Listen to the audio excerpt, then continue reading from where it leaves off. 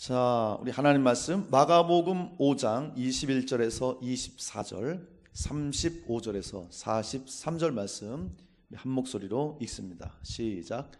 예수께서 배를 타시고 다시 맞은편으로 건너가시니 큰 무리가 그에게로 모이거늘 이때 바닷가에 계시더니 해당장 중에 하나인 야이로라 하는 이가 와서 예수를 보고 발 아래 엎드려 간곡히 구하여 이르되 내 어린 딸이 죽게 되었사오니 오셔서 그 위에 손을 얹으사 그로 구원을 받아 살게 하소서 하거늘 이에 그와 함께 가실새 큰 무리가 따라가며 애워싸 밀더라.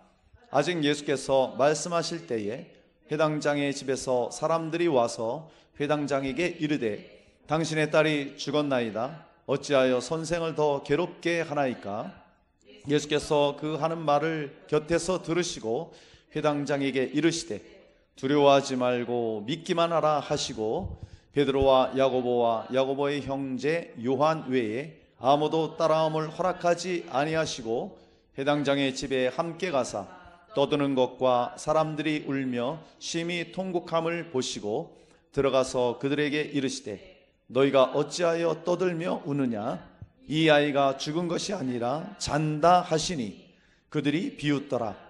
예수께서 그들을 다 내보내신 후에 아이의 부모와 또 자기와 함께한 자들을 데리시고 아이 있는 곳에 들어가사 그 아이의 손을 잡고 이르시되 달리다구 마시니 번역하면 곧 내가 네게 말하노니 소녀야 일어나라 하심이다. 소녀가 곧 일어나서 걸으니 나이가 12살이라 사람들이 곧 크게 놀라거늘 예수께서 이 일을 아무도 알지 못하게 하라고 그들을 많이 경계하시고 이에 소녀에게 먹을 것을 주라 하시니라. 아멘. 주 예수 그리스도의 은혜와 평강이 여러분께 넘치기를 축복합니다. 자, 오늘은 회당장 야이로의 믿음, 이와 같은 제목으로 함께 은혜를 나누도록 하겠습니다. 우리가 지난 3주간 가나안 여인의 믿음, 그리고 백부장의 믿음, 혈루증 여인의 믿음을 살펴보았습니다.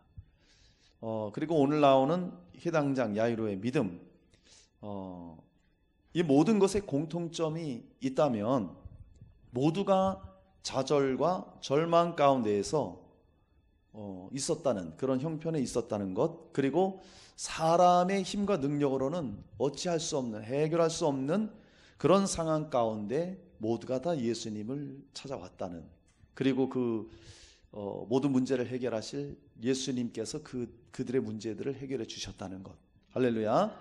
그러니까 우리 예수님은 정말 모든 문제를 해결하실 능력이 있으신 우리 하나님이십니다.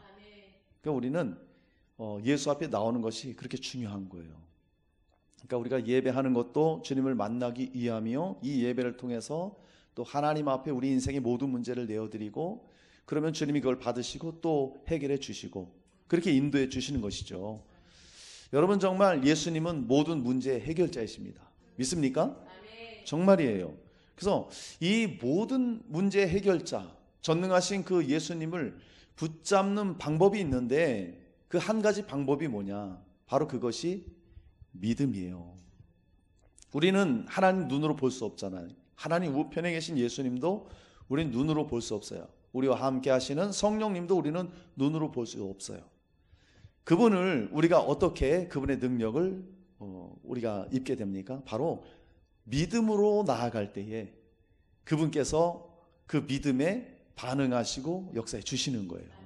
그러니까 우리의 믿음은, 기독교의 이 믿음은 신앙생활에서 아주 절대적입니다.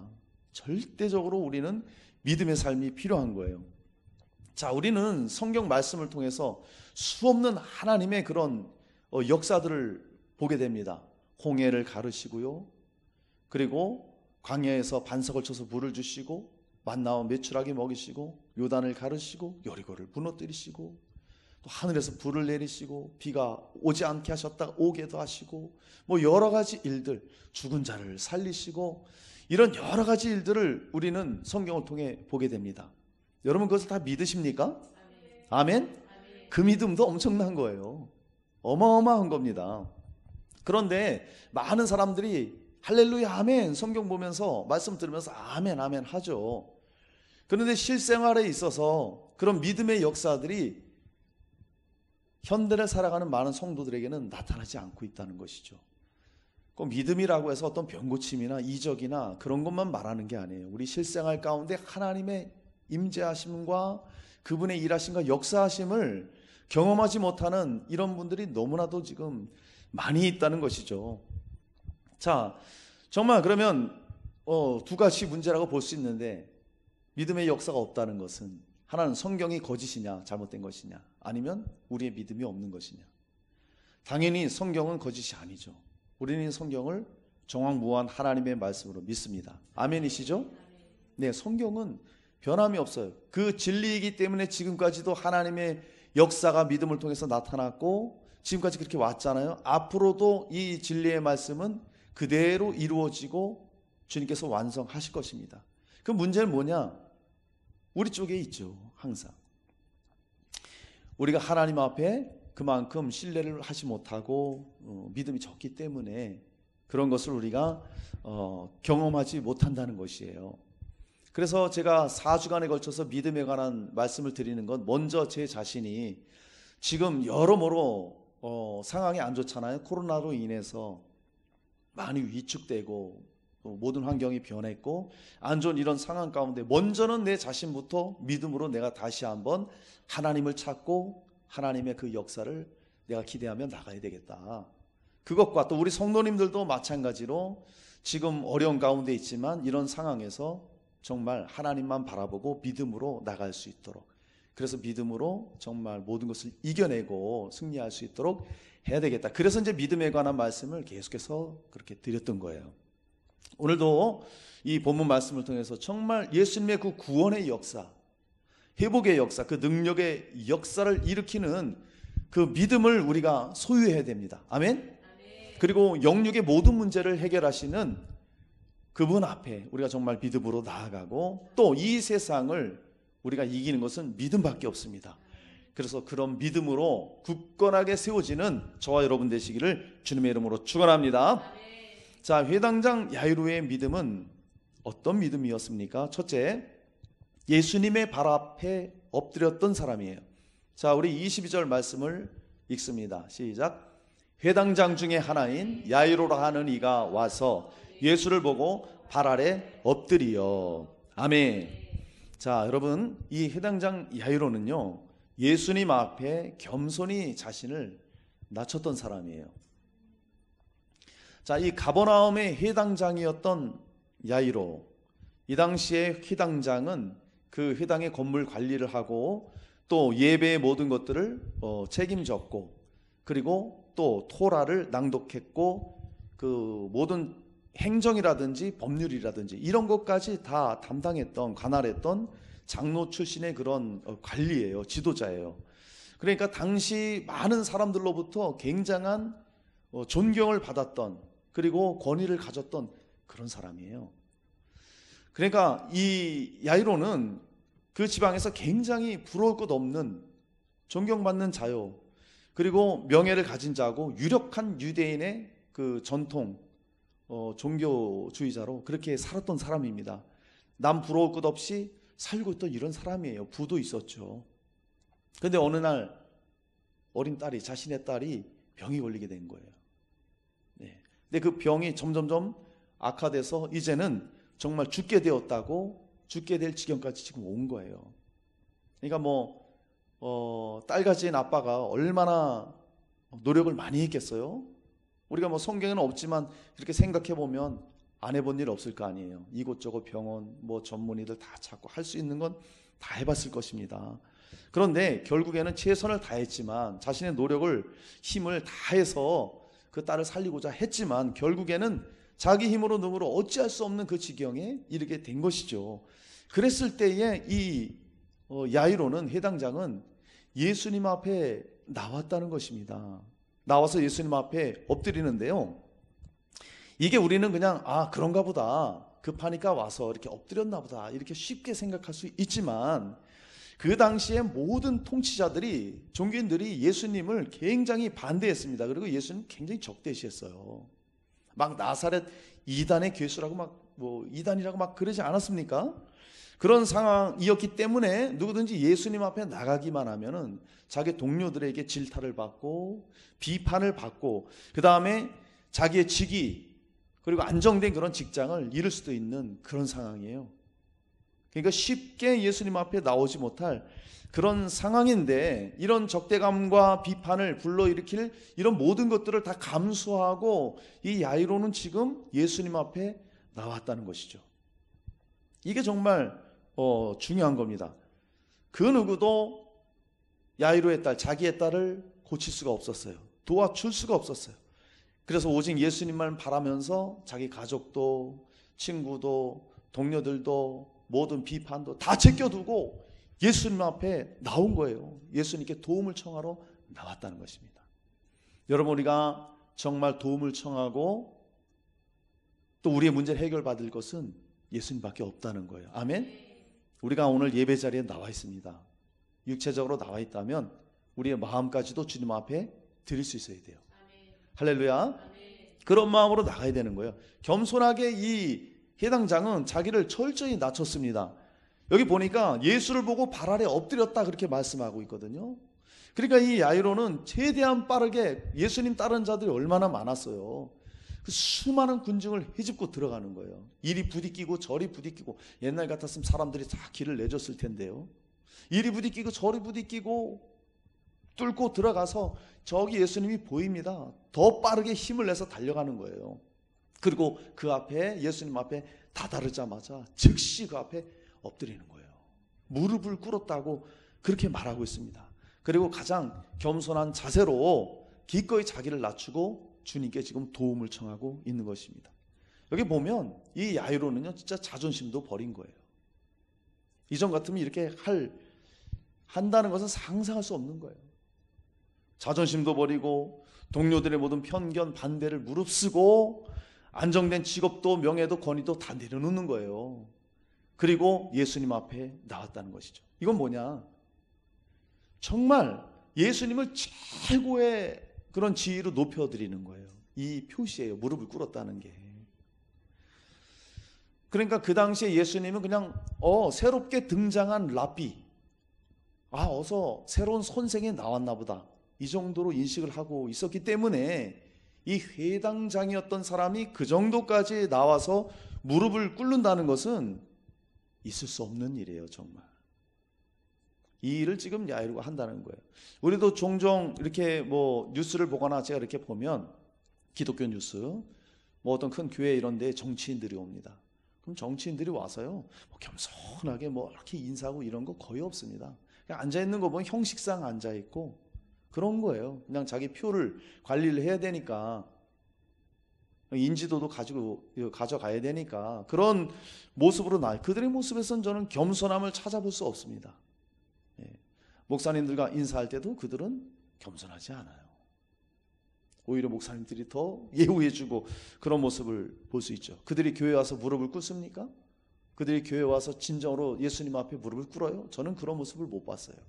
물론 진정으로 정치인 중에서도 진정으로 믿는 사람이 있어요. 다 그렇다는 것은 아니지만 정말 교회에 적을 두고 와서 그냥 그렇게만 형식적으로 하는 사람들이 너무너무 많다는 거예요. 그만큼 어떤 지위가 있고 명예가 있는 사람이 그만큼 엎드린다는 것은 쉽지 않다는 것입니다. 그런데 이 야이로는 정말 그런 거 다 버려두고 예수님 앞에 무릎을 꿇는 거예요. 여러분, 삭개오도 마찬가지예요. 삭개오가 세리장이었습니다. 세리장. 모든 부를 가졌던 사람이 그 당시, 비록 욕은 많이 먹었지만 부를 가졌던 사람이에요. 그럼에도 그는 만족이 없었죠. 기쁨이 없었죠. 근데 예수님이 지나간다는 말을 듣고 어떻게 합니까? 자존심도 다 버리는 거예요. 세리장이고 목에 힘주고 다녔던 사람, 부를 과시했던 이 삭개오가 어떻게 뽕나무 위로 올라갑니까? 있을 수 없는 일이죠. 그런데 그만큼 자기를 낮춘 거죠. 결국에는 예수님을 만나게 되고 구원받는 역사가 있지 않았어요? 아람의 장관이었던 나아만도 마찬가지예요. 그 사람이요, 성경이 뭐라고 말하냐면은 아람 왕 앞에서 크고 존귀한 자니 큰 용사라. 그가 전쟁에 나가서 아람을 구했던 전쟁 영웅이에요. 그러니까 우리나라 이순신 장군처럼 그런 혁혁한 공을 세운 그런 사람. 그러니까 크고 존귀한 자고 큰 용사라고 말하지 않습니까? 근데 그에게 나병이 있었죠. 어찌할 수 없습니다. 그런데 예전에 잡아왔던 이스라엘 소녀가 종이 사마리아에 우리 선지자가 있는데 거기 가시면 고침받을 수 있다. 그래서 거기 가는 것이죠. 여러 보물을 챙겨서 찾아갔어요. 찾아가서 선지자 만나긴 했어요. 선지자의 종이 나와서 저기 요단강 가서 7번 씻으라 그럽니다. 노발대발하죠. 아람의 다메섹에 좋은 강이 있는데 내가 거기 가서 씻으면 되지 나를 뭘로 보고 이러는 거냐. 뭐 노발대발해서 돌아가려고 합니다. 근데 종들이 권고하잖아요. 주인이시여 더 큰 일을 하라래도 낳는다면 해야 되지 않겠습니까? 한 번만 순종해 보면 좋을 것 같습니다. 그때 나아만이 시끄러워 하고 갔다면 그는 평생 그렇게 살아야 돼요. 그런데 거기서 자신을 낮추는 거예요. 거기서 자기를 낮추고 정말 그 요단강에서 씻었을 때 회복이 되는 그런 역사가 있었죠. 여러분 우리가 정말 하나님 앞에 나올 때는요 자존심도 모든 것 다 내려놓고 낮출 수 있어야 돼요. 뭐 누구 사람 보고 자존심 따지고 그럴 때가 아니죠. 여기 야이로가 정말 자신의 모든 것들을 낮추면서 주님 앞에 나온다는 건 정말 대단한 믿음이었던 거예요. 그 자체가. 어떤 사람들은 그 자존심 하나 때문에 주님 앞에 나오지 못하는, 그래서 구원받지 못하는 경우도 보게 돼요. 예전에 어느 목사님한테 들었는데 병원에 신방을 갔답니다. 이 사람이 굉장히 사회적으로 좀 지위가 있었나 봐요. 그래서 복음을 전하는데 복음을 안 받더래요. 내가 어느 학교 출신인데 아니 지금 병들어 죽음을 앞두고 있는데 그게 뭐가 중요해요? 근데 끝까지 복음을 받지 않더래요. 내가 어느 학교 출신인데 이러면서. 그런 것들, 내가 그래도 잘 나갔던 사람인데 남부럽지 않게 살고 내가 정말 가진 게 얼만데 이런 사람인데 저런 사람인데 이런 것들이 얼마나 많은지 몰라요. 그리고 많은 사람들이 그래요. 교회라는 것을 굉장히 어떤 뭐 어려움 겪는 사람들이 나오고 수준 낮은 사람들이 나오는 이런 곳으로 생각하는 경향이 있어요. 그들이 뭘 몰라도 한참 모르고 정말 착각하는 것이죠. 그런데 여러분 주님 앞에 나올 때는 정말 자존심 버리고 정말 주님 앞에 엎드려야 됩니다. 아멘? 주님 앞에 엎드리는 것이요 가장 복된 삶이에요. 우리는 이걸 알아야 됩니다. 그래서 우리가 지난번에도 말씀드렸지만 마가복음의 수로보니게 여인 가나안 여자, 그가 귀신 들린 어린 딸 때문에 예수님 앞에서 가장 먼저 했던 것이 뭡니까? 그 발 아래 엎드렸다고 말하고 있어요. 그 발 아래 엎드렸다고요. 그 다음에 백부장도 마찬가지예요. 예수가 계신 곳에 와서 간구하면서 엎드렸고, 마리아 역시 마찬가지입니다. 오라비가 죽게 되었다고, 죽었는데 주님이 그 발 아래 엎드려서 여기 계셨다면, 주님이 여기 계셨다면 오라비 죽지 않을 것입니다. 그 발 앞에 엎드렸다는 것이 그게 복입니다. 여러분 정말 우리는 겸손하게 주님 앞에 자기 자신을 낮출 수가 있어야 돼요. 할렐루야. 잠언에 보면 교만은 패망의 선봉이요 거만한 마음은 넘어집의 앞잡이니라 그렇게 말하고 있거든요. 하나님이 교만한 자를 물리치시고 겸손한 자에게 은혜를 주신다 하였느니라. 은혜 받는 자가 누굽니까? 겸손한 자예요. 자기의 연약함을 인정하고 자기의 무능을 인정하고, 그리고 능력은 하나님께만 있다, 주님만이 나를 도우신다, 그렇게 주님을 찾는 자에게 하나님의 은혜가 있다는 거예요. 그리고 야고보서에 주 앞에서 낮추라 그리하면 주께서 너희를 높이시리라. 할렐루야. 이 교만이 무서운 게 뭐냐면요, 교만한 사람은요 자기가 교만하다는 것을 절대로 몰라요. 절대 모릅니다. 자기가 하는 행동이 교만한 걸 알면 그걸 하겠어요? 그러니까 교만이 무서운 거예요. 자기가 교만한 걸 몰라요. 근데 겸손한 자는요 남들이 볼 때 교만한 게 없어요. 그를 봐도 정말 낮은 자세고 항상 겸손한 모습인데 그는 자기 자신을 교만하다고 고백을 해요. 그게 겸손한 자예요. 그런 자에게 하나님께서 은혜를 주시고요, 이 겸손한 자는 항상 자기 자신을 하나님 앞에서 살피는 거예요. 그리고 자기의 교만을 고백하며 주님의 긍휼을 구하고 이렇게 살아가는 것이죠. 여러분 우리는 정말 예수님 앞에 엎드린 이런 야이로의 모습을 통해서 우리가 가져야 될 그런 모습을 발견할 수 있어야 됩니다. 자, 전적으로 주님을 의지하는 모습을 우리는 가져야 돼요. 이 야이로는요 다른 거 의지할 것 없잖아요. 자존심이고 뭐가 없어요. 군중을 뚫고 들어가서 예수님 앞에 엎드립니다. 절대 철저히 낮추는 거예요. 그리고 정말 그가 엎드려서 주님 앞에 나왔다는 것은 그 당시에 종이 주인에게 엎드린다는 거. 예, 그건 뭐냐? 주인의 발 앞에 꿇어 엎드린다는 것은 종이나 할 수 있는 일이에요. 철저히 종의 자세로 지금 엎드린 거예요. 그 엄청난 거죠, 이게. 종들이나 하는 것을 지금 회당장이었던 지도자였던 야이로가 그 발 아래 꿇은 거예요. 엎드려 꿇은 거예요. 그러니까 우리가 정말 주님 앞에 이런 낮아짐과 엎드림이 있어야 돼요. 나는 당신의 종입니다. 할렐루야. 당신은 나의 주인이십니다.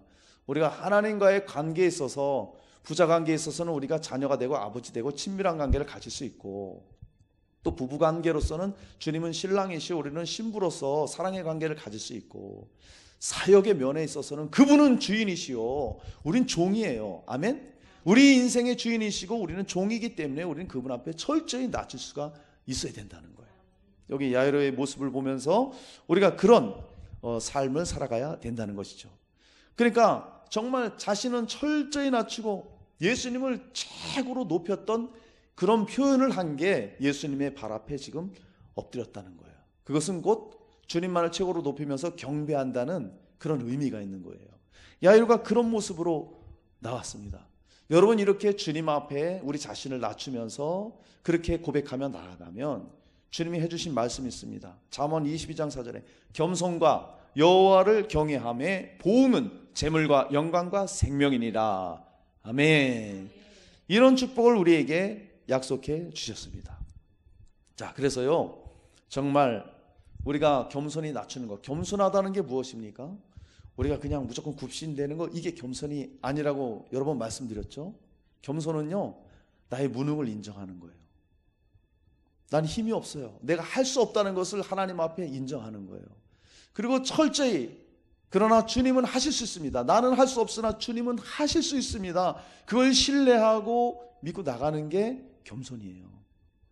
겸손은, 최고의 겸손은 절대적으로 주님이 불가능한 나의 인생의 문제를 해결하시는 분이시다. 그리고 그분 앞에 문제를 내어 맡기는 자가 겸손한 자라는 거예요. 여기 야이로가 그러지 않았어요? 불가능한 문제, 다 죽어가는 딸, 아무도 할 수 없어, 무엇이든지 딸을 살릴 수 없어. 그러나 저 예수님은 하신다. 저 예수님은 하신다. 그러니까 그 앞에 무릎을 꿇는 거예요. 자, 여러분, 정말 이 야이로와 같이 예수님 발 앞에 엎드리는 겸손한 믿음이 되시기를 주님의 이름으로 축원합니다. 자, 회당장 야이로의 믿음 두 번째입니다. 간곡히 구하며 어린 딸을 살려달라고 그렇게 합니다. 자, 우리 23절 말씀 읽습니다. 간곡히 구하여 이르되 내 어린 딸이 죽게 되었사오니 오셔서 그 위에 손을 얹으사 그로 구원을 받아 살게 하소서 하거늘. 아멘. 자, 사랑하는 여러분, 이 회당장 야이로는요, 믿음으로 기대하면서 간구했습니다. 여기 보니까 간곡히 구하여 이렇게 말씀하잖아요. 이게 이전에 개역 한글 성경을 보면 많이 간구하여 이렇게 나왔다는 거예요. 그러니까 회당장은 정말 마치 자기가 죽을 위기에 처한 것처럼 주님 앞에 나와서 엎드려서 지금 뭘 해요? 많이 간구했다는 거예요. 도와달라고, 필사적으로 거듭거듭 반복해서 나를 도와달라고 예수님께 지금 매달리는 그런 모습을 보게 됩니다. 그러니까 우리가 주님 앞에 나 엎드리고 겸손히 나왔다면 우리가 믿음으로 할 일이 뭐냐? 주님께 매달리는 거예요. 정말로 필사적으로. 근데 많은 사람들이 그러질 않아요. 줄렘 주시고 말렘 말고요. 나 사는데 지장 없어요. 지금 거의 이런 게 많잖아요. 근데 우리는 주님 앞에 나갈 때는요, 정말 간절함이 있어야 돼요. 정말 필사적인 그런 모습으로 우리가 주님 앞에 나가야 되는 것입니다. 마치 한여름에 이 매미가 나무에 딱 달라붙어서 울듯이 말이죠. 그 매미가, 여러분, 매미가요, 땅에 그 애벌레로, 군뱅이로 10년에서 15년을 있어요. 그러다가 이제 나와서 그 매미가 되는 거잖아요. 성충이 되는 거잖아요. 그리고 10일에서 보통 15일을 사는데, 우리 한여름 되면 매미 요란하잖아요. 정말 요란하잖아요. 얼마나 우는지 몰라요. 그 나무에 달라붙어서. 우는 이유를 살펴봤더니 자기 종족 번식을 위해서 그렇게 우는 거예요. 자기 또 다른 생명을 낳아야 되잖아요. 그걸 위해서 그렇게 울어대고, 그 다음에 모든 천적들로부터 그 소리를 내면서 천적들로부터 자기를 보호하기 위해서 그렇게 울어 제낀답니다. 마치 그렇듯이 우리가 정말 주님 앞에 매달리면 정말 이런 불가능한 문제를 주님 앞에 내어놓고 필사적으로 주님 앞에 구하는 그런 믿음이 있어야 돼요. 여러분, 우리가 그렇다고 우리가 뭐 버럭버럭 소리만 지르고 그러라는 의미가 아니에요. 정말 마음을 다해서 정말 주님 앞에 그런 기도가 있어야 된다는 거예요. 그런 간구가 있어야 된다는 거예요. 그러니까 이 야이로는요, 정말 많이 간구했다 그랬어요. 계속 거듭거듭 예수님을 재촉하는 거예요. 정말. 뭐라고 말합니까? 내 어린 딸이 지금 죽게 되었습니다. 내 딸이 지금 죽게 되었습니다. 주님 도와주세요. 그러고 있는 거예요. 정말 딸이 지금 거의 거반 죽게 되었으니까 딸에 대한 그 애끓는 마음, 제가 만약에 우리 채영이가 지금 다 죽게 생겼다, 이 마음이 어떻겠어요? 이게 진짜 아빠로서 그런 마음이겠죠. 아주 그냥 애끓는 마음으로 뭐라도 어떻게 할 수 없어요. 정말 너무 급박한 상황이에요. 이럴 때 많은 사람들이 어떤 반응입니까? 자기 무능을 보게 됩니다. 그렇잖아요. 어떤 자기 자녀가 세상의 의술로는 고칠 수 없어. 그럼 하나같이 하는 말이 뭐예요? 내가 아빠로서 아무것도 못 해준다고, 너무너무 미안하다고. 인간의 한계예요. 사실이 그렇거든요. 뭘 해줄 수가 있어요? 우리가 돈으로 해결해요? 어떤 사람은 돈 진짜 많아요. 근데 자식이 죽을 병이 걸리면 이 돈이 무슨 소용이 있냐, 그제서야 느끼는 거예요. 그제서야. 그렇게 무능을 느끼고 그 다음에 주저앉는 거예요. 자기 무능을 보면서 어찌할 수 없으니까.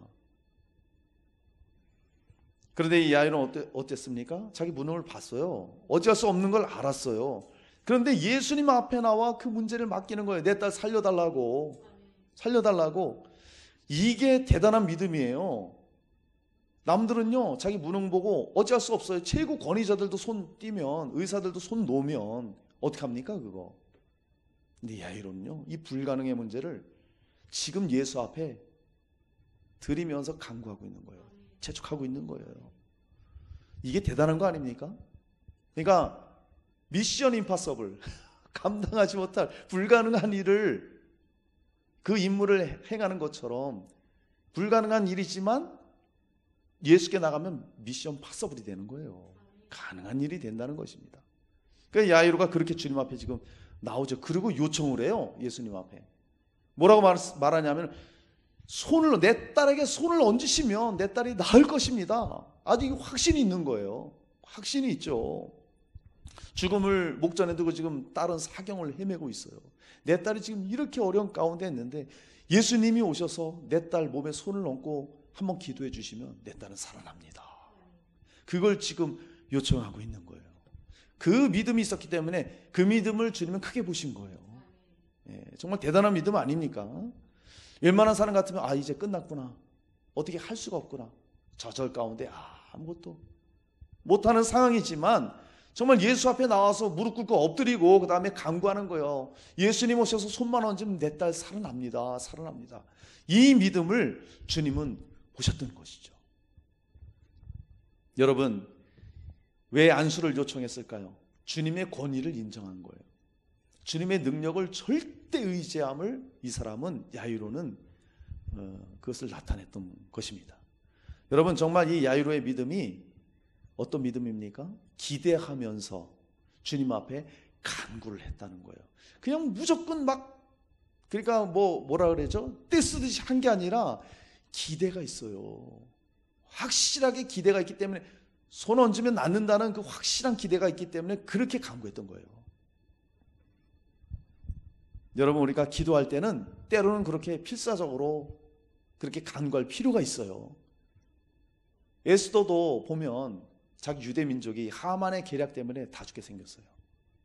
자기 사촌 오빠를 통해서 그걸 들었잖아요. 에스더 어떻게 합니까? 이건 자기 민족이 몰살당할 처지예요. 그때 밤낮 3일을 금식하면서 하나님 앞에 매달리는 거예요. 내가 죽으면 죽으리라. 그렇게 하고 금식하고 필사적으로 주님 앞에 매달려 간구합니다. 어떻게 됩니까? 자기도 살고 자기 민족들이 다 살아나는 그런 역사가 있었죠. 베드로도요 엄청난 핍박을 받았죠. 야고보 딱 죽었을 때 유대인들이 너무너무 좋아하니까 이 베드로도 잡아서 야 이제 죽여야 되겠다. 자기 이제 지지도도 높아지니까 잡았단 말이에요. 그래서 이제 베드로는 죽게 생겼어요. 근데 교회가 베드로를 위해서 간절히 하나님께 기도하더라 그랬어요. 그러니까 옥에서는 들어가면 이제 못 나와요. 사람의 힘으로 할 수 없어요. 로마 감옥에 들어가면 끝이에요. 그런데 교회는 그를 위하여 하나님 앞에 간절히 기도했다고 나옵니다. 결과가 뭐예요? 천사가 베드로를 깨워서 끌고 나오잖아요. 할렐루야. 이런 간절한 기도는요 반드시 하나님의 역사하심이 있어요. 믿습니까? 우리의 믿음이 그거예요. 간절한 기도는 하나님의 역사가 있어요. 그러니까 우리가 기도를 할 때 그냥 기도를 위한 기도가 아니라 정말 하나님 앞에 내 믿음을 드리면서 그렇게 간구를 하잖아요. 반드시 하나님은 역사하세요. 응답이 있어요. 할렐루야. 그게 있으니까 기도하는 것이죠. 그거 있으니까 저도 매일 새벽에 기도하고 저녁에 기도하는 거죠. 그 확신이 있으니까. 그거 없다면 정말 그냥 이방 종교와 똑같이 중언부언 아니에요? 지성이면 감천 오래 빌면 잘 될라나 이거밖에 안 되는 거예요. 우리의 기도는 그게 아니에요. 믿음으로 간구하면 하나님 들으시고 하나님이 역사하신다. 할렐루야. 그겁니다. 그러니까 정말 이 가나안 여인이 예수님 앞에 나왔을 때 무릎 꿇었는데도 핀잔을 줍니다. 예수님이 핀잔 주잖아요. 자네의 떡을 취해서 개에게 줄 수 없다. 정말 개라는 그런 수치스러운 말을 들었어요. 더럽고 치사해서 당신밖에 뭐 사람이 없냐 이거 이렇게 가지 않았다는 거예요. 맞습니다. 나 그런 사람인데요. 그래도 주님 도와주셔야 돼요. 내 딸 고쳐주셔야 돼요. 끈질기게 그냥 간구하는 거예요. 결국에는 귀신 들린 딸이 고침받았죠. 그겁니다. 그리고 백부장 보세요. 정말 이스라엘에서 이만한 믿음을 보지 못했다. 칭찬 듣지 않습니까? 내 하인을 고쳐달라고, 중풍병 고쳐달라고, 내가 가서 고쳐주리라. 예수님 안 오셔도 됩니다. 지금 여기에서 말씀만 하옵소서. 그러면 내 하인이 낫겠습니다. 주님 감동하시잖아요. 이스라엘에서도 이만한 믿음을 못 봤다고. 그 중풍병 하인이 낫죠. 그 즉시 치료를 받죠. 이런 우리의 간구는 역사가 있어요. 나병 환자도 예수님 앞에 꿇어 엎드려서 간구합니다. 꿇어 엎드려서 간구하는 거예요. 원하시면 나를 깨끗하게 할 수 있습니다. 주님 그러시죠? 내가 원하노니 깨끗함을 받아라. 낫는 거예요. 여러분 정말 주님 앞에 우리가 믿음으로 기대하며 간구하잖아요. 역사가 일어납니다. 아멘. 이 확신이 있으셔야 돼요. 모든 성경이 그것을 증명하고 있고요. 우리의 삶 가운데 우리가 그렇게 기도하면 우리 역시도 그런 하나님을 경험할 수 있는 거예요. 할렐루야. 한나가 아이가 없어서 얼마나 기도합니까? 얼마나 간절히 간구했던 건 소리도 안 나와. 소리도 안 나와요. 얼마나 부르짖고 간구하다가 간절했는지 나중에는 얼굴만 울그락불그락하고 소리조차 안 나와요. 오죽하면은 엘리 제사장이 대낮부터 술 먹고 뭐 하는 거냐고 이렇게 말할 정도로 그렇게 간구했을 때에 아들을 얻잖아요. 정말 그 유명한 그 사무엘을 얻게 되는 거예요. 그렇게 간구하면 주님이 반드시 들어주십니다. 모세, 엘리야 뭐 7번 기도했잖아요. 비가 오게 위해서 7번 기도한 게 잠시 7번 기도가 아니에요. 그거는 필사적인 간구예요. 계속해서 간구했을 때 비가 내렸다는 거예요. 모세도 다윗도 다 하나님 앞에 간구했던 사람이에요. 시편 이사야 58장 9절에 내가 부를 때에는 나 여호와가 응답하겠고 내가 부르짖을 때에는 내가 여기 있다 하리라. 주님은요 자기 자녀의 기도는 항상 귀를 기울이세요. 할렐루야. 그러니까 내가 기도할 때 하나님은요 모든 관심이 그 기도에 집중되어 있는 거예요. 그리고 그래 내가 여기 있어. 너 구해. 내가 여기 있어. 가장 가까이서 들으신다니까요. 할렐루야. 얼마나 신나요? 그러니까 기도하는 게. 우리 기도는요 헛된 게 없어요. 만약에 내 정욕과 잘못된 기도가 아닌 이상 그거는 허공으로 다 사라져 버리는 거고 진짜 믿음으로 내가 하나님 앞에 나가서 기도하잖아요. 주님은 가까이 계시고요, 들어주시고 응답하세요. 그러니까 우리가 기도하는 거죠. 우리가 그래서 기도할 때 항상 이 야이로처럼 믿음으로 기대하면서 하나님 앞에 간구할 수 있어야 돼요. 할렐루야. 그런 모습이, 그런 믿음이 우리에게도 필요합니다. 예레미야 33장 3절에 이렇게 말합니다. 너는 내게 부르짖으라. 내가 내게 응답하겠고 내가 알지 못하는 크고 은밀한 일을 내게 보이리라. 할렐루야. 우리가 알지 못하는 것까지도 하나님께서는 나타내 주신다 이거예요. 쉽게 말하면 나는 하나를 구하면 주님은 10개, 100개로 주신다는 거예요. 나타내 주신다는 거예요. 이게 주님의 역사예요. 주님의 역사. 여러분, 세계에 3개의 분단 국가가 있었어요. 예멘, 그 다음에 독일, 그리고 우리나라였어요. 근데 예멘과 독일은 지금 통일되었죠. 지금 전 세계에서 유일하게 분단된 나라가 우리나라예요. 우리와 북한이죠. 자, 근데 이 독일 통일의 이 배후에는 그 기독교인들의 기도가 있었다는 거예요. 통일의 물꼬를 누가 튀었냐? 기독교인들이 기도했기 때문에 통일의 물꼬가 튀인 거예요. 이건 역사적인 사실입니다. 1961년에 8월에 동독 서독이 그 분단하는 분단의 담을 쌓았어요. 이 담 길이가 164km예요. 164km를 담을 쳤고 높이가 3m고요. 그 위에는 전기 철조망이, 전기 흐르는 철조망이 되어 있었습니다. 그래서 통일이 될 때까지 그 담을 넘으려다가 잡혀서 감옥 간 사람이 4,000명, 그 담을 넘다가 죽은 사람이 200명, 수많은 사람이 희생되었죠. 근데 그 담이 넘어졌어요. 어떻게? 그 독일에 있던 동독, 그 당시에 공산주의 거기였죠. 사회주의 사상 있던 사람들, 그들이 이제 기도하기 시작합니다. 1982년에 동독의 성 니콜라이 교회에서 퓨에라 목사님을 중심으로 정말 평화 통일을 원하는 사람들이 모여서 기도해요. 처음엔 모임이 너무 작았어요. 몇 명 모이다가 50명 이렇게 모여서 기도합니다. 매주 월요일에 모여서 기도하기 시작합니다. 50명에서 모여 뜨겁게 기도하는 거예요. 동독과 서독이 통일되게 해달라고 그렇게 기도합니다. 근데 이 기도의 불씨가 점점 번져가는 거예요. 그러더니 나중에는 10만 명이 모이기 시작했습니다. 온 나라의 기도에 막 불길이 타오르는 거예요. 그리고 1989년에 결국에는 그 담이, 베를린 그 담이 무너져 버린 거예요. 할렐루야. 여러분, 그들이 그렇게 소수의 인원이 모여서 기도했어요. 작아 보였죠. 그들이 그냥 아무 기대감 없이 기도했겠어요? 하나님은 역사하신다. 우리가 지금 여기서 기도하면 하나님이 들으신다. 이 기대감이 있었어요. 이 확신이 있으니까 매주 모이는 거예요. 그러니까 그 불이 번져나가고 해서 그 많은 사람들이 모여서 기도했을 때에 그 담이 다 무너져 버리고 통일의 역사를 이룰 수 있었죠. 여러분, 우리가 기도할 때는요, 기대감이 있어야 돼요. 기대감. 할렐루야. 기대한 대로 주님은 역사하신다. 여러분, 우리나라도 통일을 위해서 얼마나 기도를 많이 했습니까? 우리 믿음의 선배님들이 지금 많이 돌아가셨죠. 우리 나라를 위해서 얼마나 기도했는지 몰라요. 그 기도가 지금 많이 쌓였어요. 저는 통일이 머지 않았다고 봅니다. 왜? 기도가 쌓였어요. 저도 한 달에 한 번씩 열리는 주빌리 통일 구국 기도회 춘천에 참여합니다. 둘째 주 월요일에 그 기도회를 하는데 전 꼭 가요. 예전에는 나 교회에서 통일 기도하는데 그것으로 나는 내 의무를 다하는 줄 알았어요. 근데 하나님이 감동을 주셔서 나 한 몸이라도 그렇게 모여서 기도할 때에 하나님이 역사를 이루신다. 내가 작은 불씨가 되자. 그래서 매번 가는 거예요. 거기를 춘천에 가서 기도합니다. 내일도 가야 돼요. 그래서 거기서 이제 기도를 하면 기대감을 갖는 거예요. 주님은 이 기도를 기뻐하시고 북한의 문을 여시고 지금 준비하고 계신다.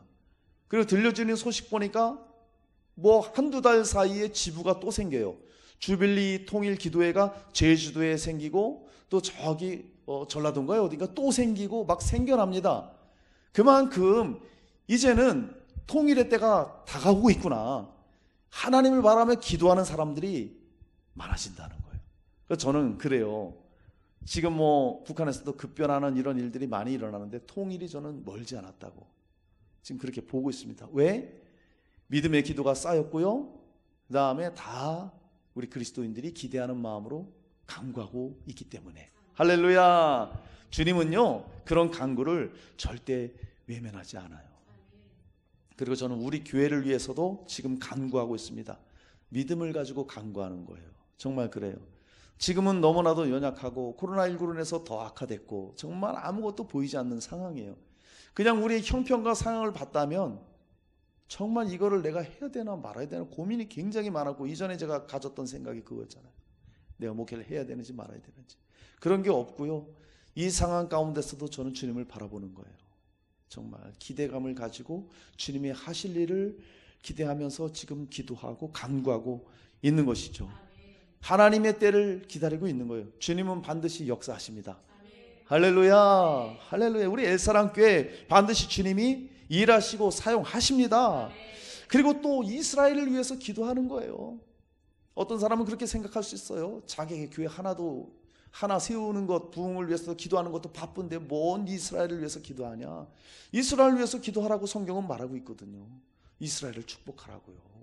이스라엘 저주하는 자는 저주받고 축복하는 자는 축복받는다 그랬어요. 그러니까 이스라엘에 지금 어떤 일이 일어나고 있습니까? 마지막 때에 온 열방에 흩어져 있는 이스라엘 민족들이 다 지금 알리야 운동이 일어나서 다 지금 고토로 돌아가고 있어요. 지금 이스라엘 땅에 다 들어가고 있어요.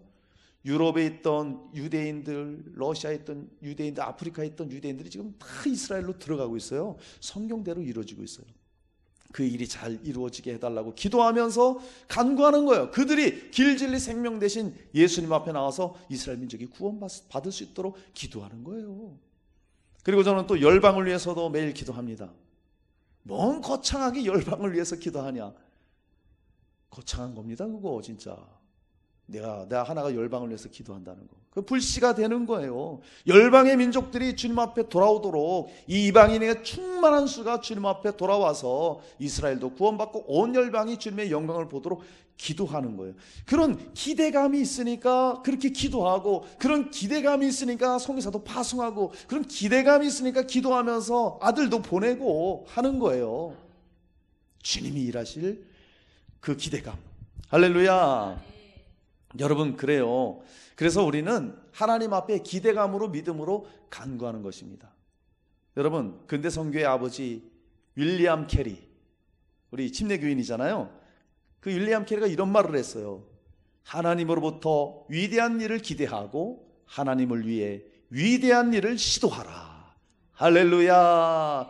위대한 일을 위해서 기대, 그리고 위대한 일을 위해 시도하라. 자, 여러분, 저와 여러분이 지금 할 수 있는 위대한 일이 무엇입니까? 이수신 장군처럼 나라를 구해야 돼요? 어떤 혁명운동을 일으켜야 돼요?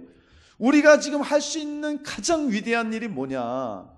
하나님을 기대하면서 믿음으로 간구하는 거예요. 할렐루야. 내가 믿음으로 간구해서 하나님이 일하시면 그것처럼 위대한 일이 어디 있어요? 안 그렇습니까? 그 일이에요. 그러니까 자꾸 위대한 일을 사람들은 어떤 외적인 면에서 찾으려고 하는데요. 아닙니다. 정말 우리는 믿음을 가지고 기대하면서 살아계신 주님 앞에 나아가는 거예요. 육체적인 개인의 질병이 있지 않습니까? 주님께 맡기는 거예요. 저는 꼭 그렇게 말씀드리고 싶어요. 처음부터 질병을 가졌을 때 믿음으로 나가는 거예요. 여러분 100% 주님이 고쳐주셔요. 그런데 진짜 내가 100% 주님만 신뢰하고 기대하면서 기도했는데 안 났어. 그건 하나님의 주권이에요. 사도 바울도요, 그렇게 남을 많이 고쳤던 사도 바울도 자기 병 고침 안 받았어요. 못 받았어요. 주님의 주권이에요. 뭔 말인지 이해가 되세요? 그러니까 아예 처음부터 포기하지 말고 기도하시라는 거예요. 믿음으로, 끝까지 믿음으로. 그럼 주님 100% 고쳐주세요. 그러나 진짜 내가 믿음을 가져서 의심도 안 가졌는데 내 병이 그대로 있어. 그건 하나님 주권이에요. 그건 인정하시되 아예 포기하지 말라는 거예요. 그렇게 나가면 하나님이 들으시고 역사하시고, 가정의 문제도 우리가 기대감을 갖고 기도하는 거예요. 직장 문제가 있든 경제 문제가 있든 사업 문제가 있든 우리는 주님 앞에 기대감을 가지고 그 문제를 올려드리는 겁니다. 할렐루야. 할렐루야. 그렇게 간구할 때 주님 기뻐하셔요. 주님은 그 믿음을 기뻐하시는 거예요. 믿음이 없이는 하나님을 기쁘시게 할 수 없다고 말하잖아요. 그래서 하나님을 찾는 자는 반드시 그가 계신 것과 상주시는 이심을 믿어야 할지니라. 믿음이 기쁘게 합니다. 그 믿음이 하늘 상급이에요. 할렐루야. 여러분 그래요. 그래서 나라와 민족 복음 통일을 위해서 우리는 기대감으로 기도하고, 열방을 위해서도 우리가 기대감으로 기도하고, 이스라엘 위해서도 기대감으로 기도하는 거예요. 주님 일하십니다. 아멘. 정말로 그래요. 우리나라가 그런데 문제가 뭐냐? 점점 이런 믿음의 간구함들을 잃어버리고 있어요. 예전에는 그래서 얼마나 간구하면서 기도했는지 몰라요. 그래서 하나님이 우리나라를 이렇게 세워주신 거예요. 정말 온 세계 역사상 이 단기간에 이렇게 발전한 나라가 없어요. 정말 그 전쟁을 치르고 6.25라는 그 어마어마한 전쟁을 치르고 이렇게 일어난 나라가 전 세계 유례가 없어요. 그리고 얼마 전에 여러분 뉴스를 보셨겠지만 그 뭡니까? 그 유엔 무역 개발 회의에 거기에서 우리나라를 선진국으로 아예 딱 이렇게 인정을 했잖아요. 만장일치로. 그것도 개발도상국에서 선진국이 된다라는 대한민국이 유일해요. 하나님이 이전에 우리 믿음의 분들의 기도를 다 들으셨어요. 축복해 주셔서 우리나라 이렇게 부강해졌어요. 그런데 문제는 뭐냐? 점점 하나님을 찾지 않고 이렇게 잘 살게 되다 보니까, 소위 말하는 배부르고 등 따시다 보니까 간구를 잃어버리고 있어요. 지금 여러분, 우리는 끝까지 주님 앞에 간구하는 믿음을 가져야 됩니다. 기도를 할 수 있어야 돼요. 이 교회 성전에 못 오더라도 가정에서라도요, 내가 집에서 아파트에서 큰 소리를 못 내도 시간 정해놓고 간절함으로 기도할 수 있어야 돼요. 아멘. 주님 그걸 기뻐하세요. 이것만큼은 우리가 믿음으로 간구하는 이 기도를 놔서는 안 돼요. 꼭 그걸 붙잡아야 됩니다. 그래서 끝까지 기도의 줄을 붙잡고 간구하는 믿음을 가져야 돼요. 여러분, 주님을 일하시게 하는 것이 무엇입니까? 바로 믿음의 간구예요. 주님이 일하시는 거예요. 할렐루야. 사랑하는 여러분, 정말 어떤 문제든지 믿음으로 기대하며 간구하시길 주님의 이름으로 축원합니다. 자, 회당장 야이로의 믿음 마지막 세 번째예요. 두려워하지 말고 믿으라는 그 음성을 야이로는 듣습니다. 자, 말씀 같이 한번 읽어요. 시작. 예수께서 그 하는 말을 곁에서 들으시고 회당장에게 이르시되 두려워하지 말고 믿기만 하라 하시고. 아멘. 자, 사랑하는 우리 사랑 성도님들, 이 회당장 야이로는요, 말씀을 그대로 믿어서 딸이 살아나게 되는 것을 보게 되었습니다. 자, 예수님이 곁에서 들으셨어요. 야이로의 집에서 사람들이 왔죠. 당신의 딸이 죽었습니다. 선생을 괴롭게 하지 마십시오. 예수님이 그걸 들으셨습니다. 절망적인 이런 소식을 들었을 때 주님은 아무것도 아니에요. 이게 야이로는 가슴이 철컥 내려앉습니다. 그 야이로를 향해서 주님이 말씀하시죠. 야이로를 격려하십니다. 그리고 그에게 희망의 선포를 하십니다. 뭐라고 말해요? 두려워하지 말고 믿기만 하라. 할렐루야. 여러분, 두려워하지 마시고 믿기만 하십시오. 오늘 하나님의 음성으로 들으시길 축복합니다. 두려워하지 말고 믿기만 하라. 이중 명령이잖아요. 두려워하지 말고 믿기만 하라. 이거는 현재 진행형이에요. 너 야이로야, 지금까지 너 지금 가지고 있던 그 믿음 그거 놓지 말고 너 끝까지 그 믿음 지속하고 그 믿음 갖고 있어. 이거예요. 이거 지금 예수님이 그거 말씀하고 있어요. 죽음에 대한 소식이 왔어요. 딸이 죽었다고 분명히 왔어요. 근데도 예수님은 너 흔들리지 마. 끝까지 그 믿음 갖고 있어. 갖고 있어. 그러면서 희망을 주십니다. 대단한 거는요, 야이로예요. 야이로가 아니 내 딸이 죽었는데 그걸 지금 말이라고 하는 거예요? 이러지 않았다는 거예요. 그걸 그대로 받아들이는 거예요. 그 말씀을 끝까지 붙잡는 거예요. 그러니까 여러분, 절망 중에 절망이 뭐예요? 죽음입니다. 어찌할 수 없는 죽음. 그 절망 앞에 이 야이로의 믿음을 보세요. 두려워하지 말라고 그대로 붙잡는 거예요. 여러분, 이 두려움과 믿음은 항상 적대적이에요. 내가 삶 가운데 두려움이 있습니까? 그럼 그만큼 하나님을 믿지 못한다는 증거예요. 그럼 빨리 믿음으로 바꾸셔야 돼요. 그거거든요. 극한 절망 속에 있을 때는 모든 것들이 부정적이고 두려움이 이렇게 엄습해 오게 되는 거예요. 이건 어쩔 수 없어요. 여러분, 마귀는 계속해서 두려움을 가져다 줘요. 계속해서 근심거리를 가져다 줘요. 이건 어쩔 수 없어요. 누구에게나 다 온다니까요. 그러면 믿음으로 이거를 이제 우리가 쫓아내야 되는 것이죠. 그런 부정적인 요소가 올 때는 믿음을 선포하는 거예요. 말씀으로 선포하는 거예요. 우리가 그거 할 일이죠. 예수님의 능력을 절대 신뢰하면서 불신들을 이겨나가는 것이죠. 여기 야이로가 말씀을 끝까지 믿는 겁니다. 야, 이거 대단한 믿음 아니에요? 죽음 앞에서, 절망 앞에서 그 말씀을 믿는 거예요. 여러분, 야이로의 집에 갈 때 어떤 일이 있었어요? 보세요. 10대를 혈루증 앓는 여인이 중간에 등장하잖아요. 그러니까 이 야이로는 바빠요. 지금 자기 딸 살려야 되는데 혈루증 여인이 나타나서 예수님이 옷자락 만지고 멈추게 합니다. 거기서 예수님과 대화를 하면서 시간이 굉장히 지체가 됩니다. 단 몇 분이라도 빨리 모시고 가야 되는데 그런 상황인데 야이로의 입장에서는 굉장히 답답한 거잖아요. 안 그래요? 가던 길이 막혔는데, 근데 야이로는 조급해하거나 당황하지 않았다는 거예요. 이게 중요합니다. 여러분, 우리가 급한 일, 다급한 일 있더라도 가져야 될 그런 믿음이 뭐냐? 불안해하거나 초조하거나 그러지 말라는 거예요. 야이를 통해서 우리는 그것을 볼 수 있어야 돼요. 그러지 않았다는 거예요. 그 다음에 청천벽력 같은 소식이 오죠. 그렇게 머무는 동안에 자기 집에서 사람들이 와서 뭐라고 말합니까? 당신의 딸이 죽었다고. 끝장났습니다. 이걸 지금 말하고 있는 거예요. 절망적인 소식입니다. 보세요. 야이루가 주님 앞에 나왔어요. 엎드려 구했죠. 믿음으로 간구했어요. 근데 지금 어떤 일이 벌어졌어요? 딸이 어떻게 됐어요? 죽었다는 소식이에요.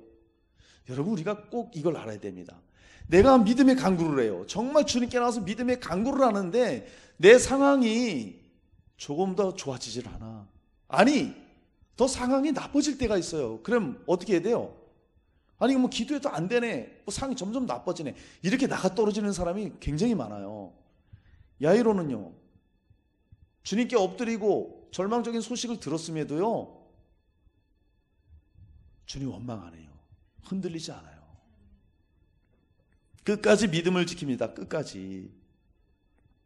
우리가 그런 믿음을 가져야 됩니다. 모든 것을 합력해서 선을 이루시는 그 주님을 우리가 바라봐야 돼요.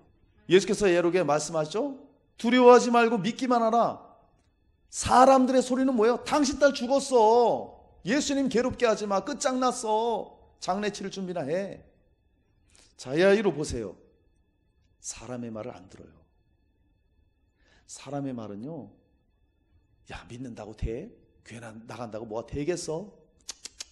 아유, 이게 세상 반응이에요. 이게 세상 반응이라고요.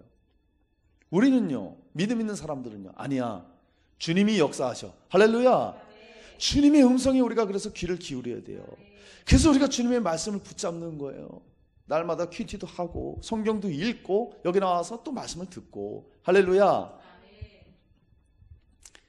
그 결과가 뭡니까? 주님의 음성을 듣고 믿음으로 기다렸어요. 예수님이 자기 딸 죽은 곳에 갑니다. 가서요, 정말 그 아이의 손을 잡고 달리다금 소녀야 일어나라. 즉시 일어납니다. 그래서 먹을 것 갖다 주고 먹게 되고. 할렐루야. 주님의 역사예요. 주님의 역사. 이렇게 말씀을 믿음으로, 정말 그 상황 가운데 말씀을 믿음으로 자기 딸이 살아나는 걸 눈앞에서 보게 되는 거예요. 하나님의 능력의 역사와 불가능했던 것이 가능함으로 일어나는 그 역사를 두 눈으로 목도하게 되는 거예요. 우리도 마찬가지예요.